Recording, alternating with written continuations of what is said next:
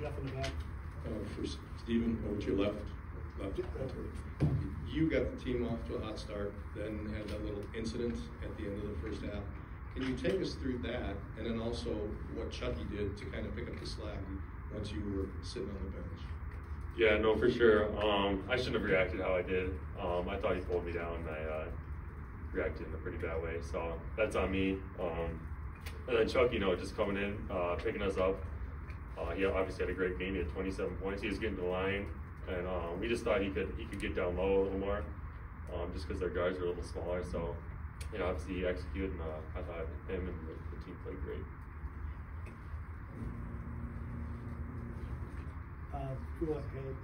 Go ahead, Jim, and then right up front. Chucky, when you looked at this matchup, did you like it just because of the size advantage, and did you feel like, hey, this is a game I could go and be pretty aggressive? I like your offense because they're smaller. Defense is a little pain in the ASS because they're smaller and quick guards. But you always like it, especially going against good guards like that, and it gives you a little challenge. So I'm glad that he gave us the challenge tonight. Stephen, defensively, when both of their big guys could shoot pretty well, how much of a challenge does that make for the defense, stretching you guys out like that? I think the bigger challenge for me was just being up on the ball screens, just because McGee was so quick. We had to take away that three-point shot just because he knew how much of a threat he was. So just trying to be up and then trying to drop as fast as I can, because he can get downhill quick too and split those ball screens. So I just think the presence that he had out there was the biggest thing rather than the big guys. Go ahead, Jim. Chucky or Steve, there have been games this year when if you guys shoot 1 for 15, you're in big trouble. How are you guys able to weather that and win this game? Sure, it starts on the defense side. If we get stops, we don't have to worry about putting the ball in as much. We just got to lock in on defense and get stops when we need them. Go ahead. This is for both you guys. Just talk about the atmosphere that was out there today and the feeling to still be playing in March. No, it was great. Last game there weren't as many people, but I think our media and Coach Gard did a good job of trying to get people into the game, and obviously it worked, and it felt like almost a regular season game, so I thought the fans did great and brought that energy. And IT are determined, we're still playing basketball, we're playing to win, and that's what we're going to do. Jim. Chucky, that goes along with what I was going to ask you back here to your right, Chucky. We haven't got a chance to talk to you since the NCAA tournament bracket came out. You guys weren't in it. What was your reaction to that, and what was your mindset coming into this tournament? How much value do you think there is in something like this? Sure, definitely upset that we didn't make the tournament, but we're still playing extra basketball. Can't hang our heads low. We've seen teams come in the NIT, mid-majors, and come to their home, come to Power 5 home court and beat them. So, we can't hang our heads. Still playing basketball, still in it to win it. So, like I said, NIT or March Madness, we're in it to play. Jeff? Chucky, if someone didn't watch the game, they just looked at the box score for scoring, they would see your numbers, Steven's numbers. They would look at Klesmit and go, 7 points, but all in the last 2-11. What did he give you down the stretch to help you guys rally and eventually put it away? Yeah, he had some big buckets for us down the stretch. I knew the Liberty team was kind of looking for me to go kind of attacking. I knew Max would be able to create some type of shot, just because he's Max, and I know he's been able to do that all season. And we all have trust in him, we all have the confidence in him for him to do that, and we all believe in him that he can do that. Got 2 more then, right here and here, for players.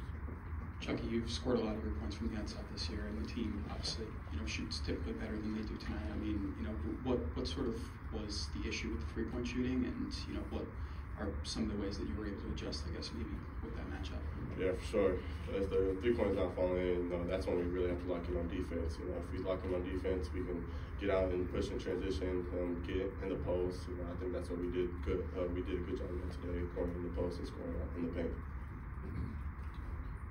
For both of you guys, this is the first time you've won consecutive games since that winning streak you had. How rewarding does it feel to finally kind of get that weight off your shoulders after some tough losses down the stretch? No, kind of like Chuck said, we're just grateful to still be playing basketball in March, and we're just taking this opportunity to grow and get better. And like you said, it does feel good to get back-to-back wins. It's been a little bit, so no, it just feels good to still be playing. Okay. Okay, last one. Yeah. There was a stretch this season where free throws were a problem, where you guys were not consistently hitting, but the last 10 games, you guys were about 77%. You had 7 of 9 today. What's been the reason for the turnaround? And it's a lot of guys shooting the free throws well now. I think it's just confidence thing. You know, you just seeing the ball going a couple of times, and you just kind of get that touch and it goes in. Thanks, fellas.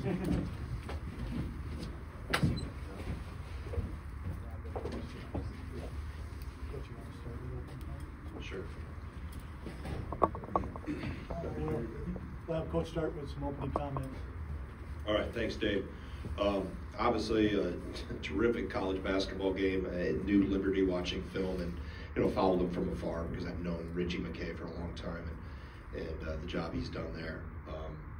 Knowing it was going to be most likely that type of game, but terrific game here for middle of March. Really happy for our guys.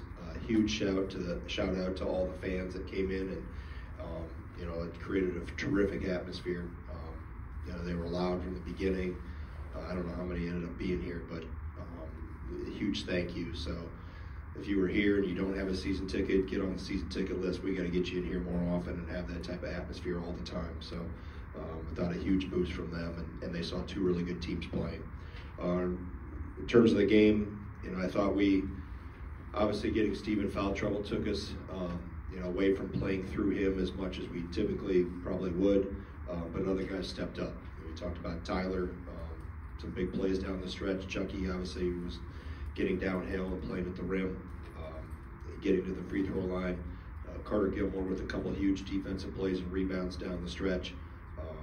So again, it's basketball with two good teams playing in March, and you see whether it's this tournament or the NCAA tournament, anything can happen. You take the numbers off in front of them, and there's good teams everywhere, and that's what makes this time of year really exciting, really stressful, really, all those adjectives you want to slap on it. But like I said, just proud of our guys, how they battled, and we're able to get one here at home and got another 40 minutes coming down the road.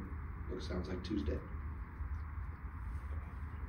You rode Carter defensively in crunch time and looked like they tried to attack that when you guys were up 2. And what were you kind of thinking when McGee gets him on an island like that? And what did you think about the way he was able to not only just take away the 3, but stay with him on the drive and force him to maybe his toughest shot of the night? Yeah, I mean, Gilly's been, I've said it all along, that Gilly has been an invaluable piece to our team.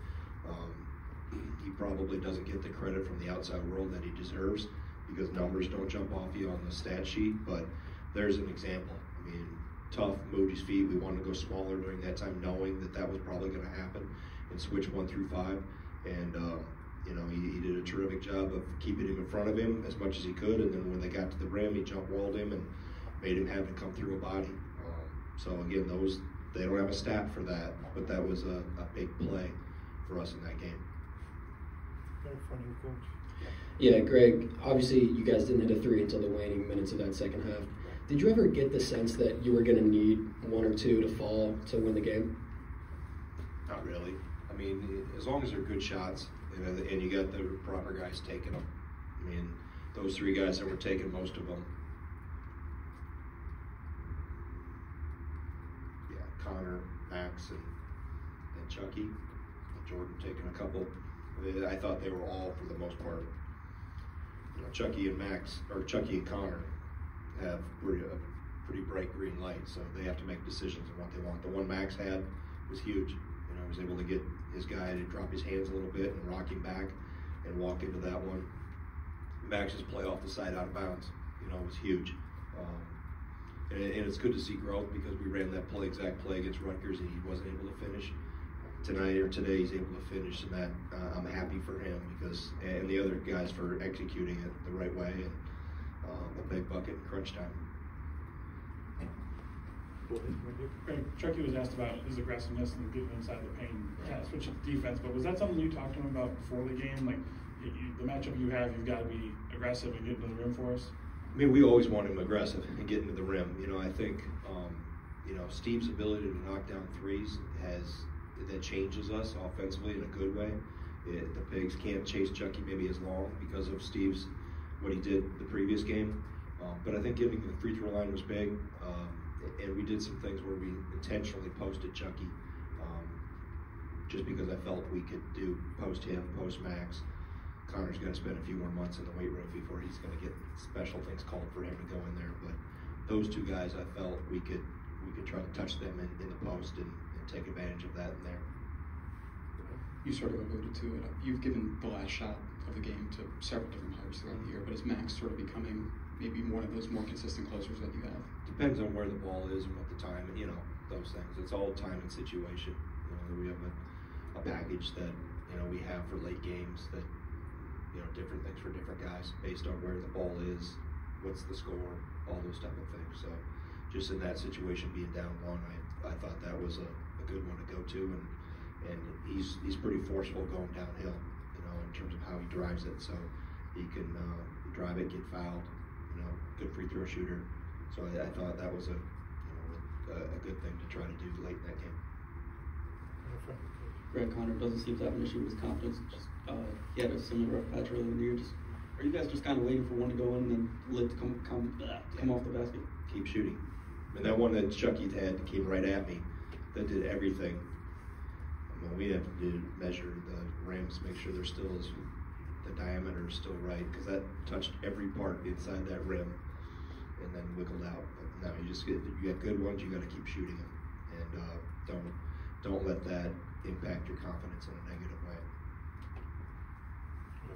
Greg, how big was it to have Tyler kind of run the offense through the post like you were with Steven before he got in foul trouble? Just being able to maintain that same strategy because of being so effective, how impactful was that? Yeah, getting him the bonus, that's always, I think we were in there by the 11 or 12 minute mark, being in the bonus early is always a goal, but to be able to do that and then play through the post, because it's a great playmaking position, not necessarily have to shoot it all the time, but it puts a lot of pressure on the defense when the ball's that tight to the rim. Greg, when Steven did, and I know you said earlier this year you want to be more aggressive, a little bit too much aggressiveness there, but also, what did you see? And it looked like you were having a conversation with the official before you went in for halftime. Well, it seemed pretty extensive there right before you went in the locker room. And can you share what you were? Yeah, he was asking me about what the favorite restaurants are here in Madison, where I would recommend if he didn't have to go fly to another game. Yeah, where he would go eat. I was just, expressing my opinion and asked him if he could review video at halftime. He said he could. I said, okay, I'm going to watch mine. You go watch yours. Hey, it's a tough job. I get it. It's physical. It's fast. And you make your case for your guys, stand up for your guys. I haven't seen the exact. I don't watch that at halftime. I watched other stuff, but that's on the defensive end. So I'll see what happens. But no, Steve's got a little edge to him. Good. I'd rather have him that way than me have to fan his flames, so to speak. And we can work with that. Jim, Greg, do you like the buy-in you've gotten from this team? Plus, I've had buy-in all year, Jim. These guys have busted their butts for us. I know we haven't gotten results always like we wanted, but I've never had to coach effort, and that's a big thing for a coach to be able to do that. We can work on basketball and being better at some of the technical things and thinking the game, and those type of things. So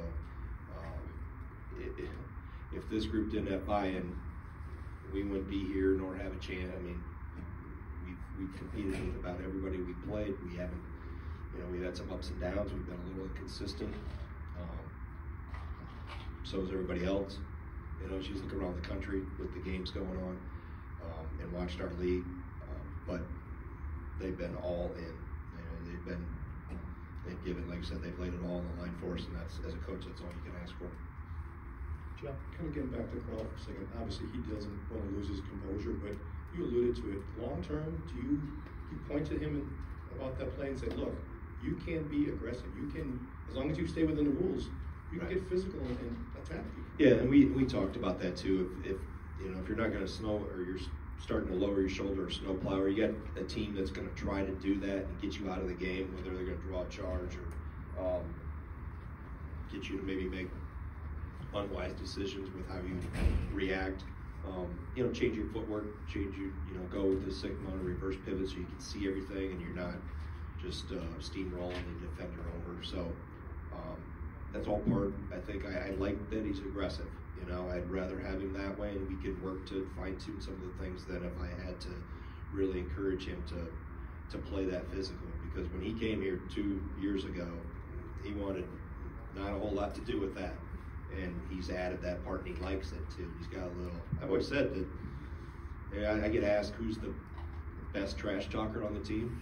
It's Steve Crowl.